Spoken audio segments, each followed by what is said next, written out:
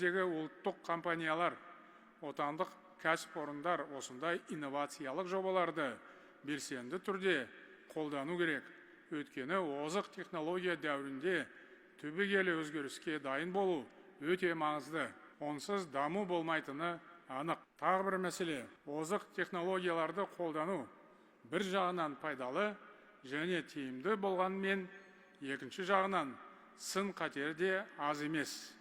Сондықтан жасанды интеллектіні пайдалану үшін тиісті заңнамалық негіз қалыптастыру аса өзекті міндет. Бұл бағытта біраз жұмыс істелді, әлде істеліп жатыр.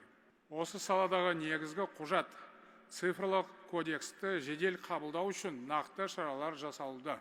Кодексте экономика, білім беру, денсаулық сақтау және мемлекеттік басқару салаларын жаппай цифрландыру жүйесі айқындалады.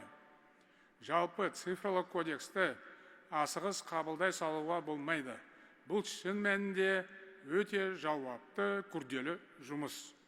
Сол себепті парламентте сарапшылардың, құзырлы мекеме өкілдерінің қатысуымен жасанды интеллектіні дамыту мәселесі бойынша арнайы тыңдаулар өткізілді. Бір апта бұрын мәжіліс жасанды интеллект туралы заңды екінші оқылымда қабылдады. Расында, бұл уақытылы қабылданған заң болды. Шетел мамандары да мұны еліміздің тұрақты цифрлық экожүйесін құру жолындағы маңызды қадам деп бағалап, жақсы пікір айтуда.